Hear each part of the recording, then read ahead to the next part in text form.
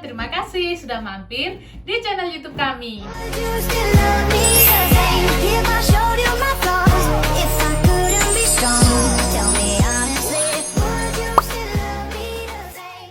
Hari ini aku mau Q&A tentang suka duka foto newborn selama 4 tahun ini. Nah, ini di balik layar ada Mbak Evi yang akan mengajukan banyak pertanyaan-pertanyaan yang biasanya dari netizen maupun dari klien. Kira-kira pertanyaan apa aja? Ya Mbak Evi, coba pertanyaannya. Kendala apa yang sering terjadi pas foto newborn?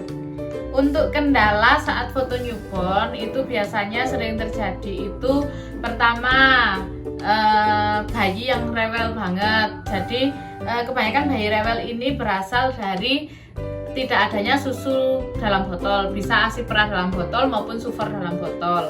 Jadi penting banget ya Mam untuk menyediakan ASI atau susu dalam botol, karena biasanya bayi itu minumnya antara 120 sampai 150 ml. Tapi kalau misal tidak ada botol itu biasanya bayi itu kurang kenyang ketika disusui mamanya. Maksudnya mama itu kayak apa ya? Sungkan, keburu kayak gitu-gitu. Akhirnya cepet-cepet dilepas, terus bayi waktu di pose nangis lagi, diangkat lagi. Jadi menyebabkan overstimulasi juga. Jadi bayi terlalu banyak pindah-pindah tangan, atau waktu di pose di atas properti bayi sudah diangkat lagi karena haus. Beda lagi ceritanya kalau bayinya ini ada susu dalam botol. Jadi ketika sudah di pose, susu ini masih tetap bisa diberikan tanpa bayi ini diangkat-angkat, dan juga kita bisa tahu berapa mili yang sudah diminum oleh bayi kayak gitu.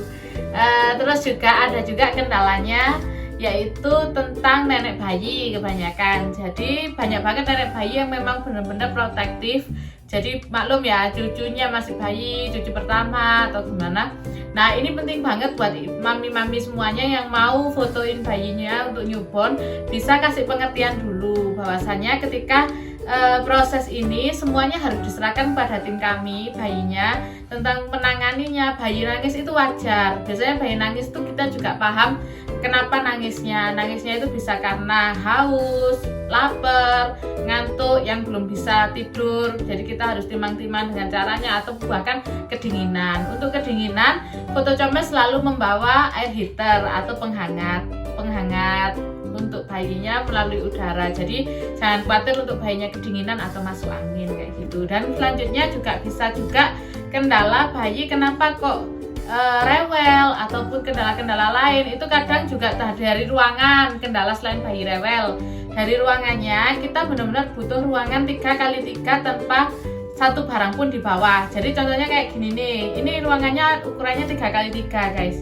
Ruangan di studio ini yang bisa untuk foto segini ini sebenarnya sudah cukup, asal yang bawah ini tidak ada barang sama sekali. Jadi background kami, terus lighting itu bisa masuk semua kayak gitu. Dan selanjutnya kendala yang terakhir adalah kendala ketika orang tua bayi belum percaya sepenuhnya kepada kami. Jadi bayi itu peka banget ketika bayi ini berada di sekitar orang yang lagi khawatir, lagi marah, bayi ini bakalan rewel. Jadi sebelum foto newborn, kalian pilih-pilih lah untuk fotografer mana yang bisa benar-benar klik sama hati kalian. Dan ketika kalian yakin sama fotografer tersebut, serahkan semuanya ke fotografer ketika proses foto. Insya Allah ya, kalau Tuhan menghendaki, bayi nggak akan rewel guys. Pernah nggak sih dapat klien yang nyebelin gitu? Pernah. Jadi nyebelinnya ini macam-macam ya. Jadi mulai dari bukan hanya nyebelin ketika proses foto, tapi juga nyebelin dari awal ketika booking. Contohnya booking mintanya tema A. Ketika tema A sudah kami turutin, kami siapin, ternyata kami udah beli bunga, beli apa, ternyata dia berubah pikiran H-1, atau kita sudah steril, ternyata dia berubah pikiran. Akhirnya otomatis paginya kita harus ngulang lagi buat nata-nata ulang. Terus kedua, untuk yang home service, untuk para mami-mami atau dedi-dedi sekalian, kalian harus benar-benar ngasih kami patokan alamat rumah. Apalagi yang rumahnya ini agak sulit, misal tidak ada nomor rumah. Kalau di Kota Batu ini beberapa daerah, kadang di Malang Kabupaten juga tidak ada nomor rumah di depan, kurang jelas nomor rumahnya. Jadi benar-benar harus kasih patokan meskipun harus sudah dikasih di form ya alamat lengkap, kan biasanya RT RW aja sama desanya. Nah itu kalian harus bisa share log sesuai dengan titik kalian, dan kemudian juga kasih patokan. Misal patokannya itu jangan cuma depan rest area masuk. Nah masuknya ini kemana, ke kiri atau ke kanan, berapa meter, rumahnya warnanya apa, terus pagernya mungkin ada pagar putih, pagar apa atau gimana, kan pasti ada rumah ciri-ciri khusus. Nah itu sangat dibutuhkan karena kadang sering kali kita itu 30 menit cuma buat muter-muter cari alamat. Dan juga dimohon untuk selalu standby ketika misal kita datang jam 10, jam 11 mam. Nah mulai jam 10 itulah HP itu jangan sampai ditinggal atau gimana. Jadi ada yang benar-benar standby buat menjelaskan arah kita kemana waktu ke alamat rumahnya.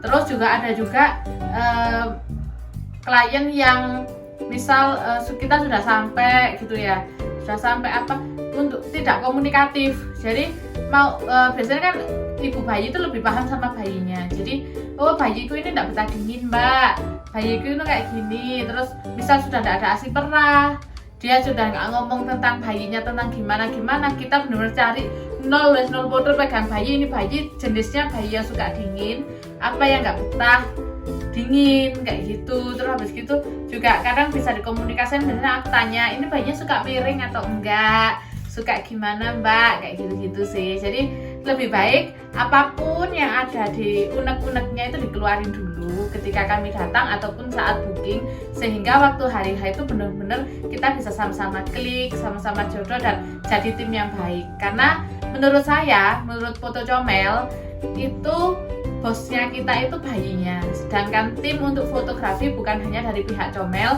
tapi dari pihak keluarga yang ada di rumah tersebut.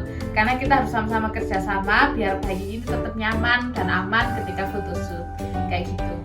Ya, sampai di sini konten kita hari ini. Mungkin lain kali akan ada banyak pertanyaan-pertanyaan yang bisa ditanyakan melalui YouTube maupun di Instagram yang akan kami jawab melalui konten kami. Sampai di sini ya. Jangan lupa like, komen, dan subscribe. Bye bye. Sampai jumpa di konten selanjutnya.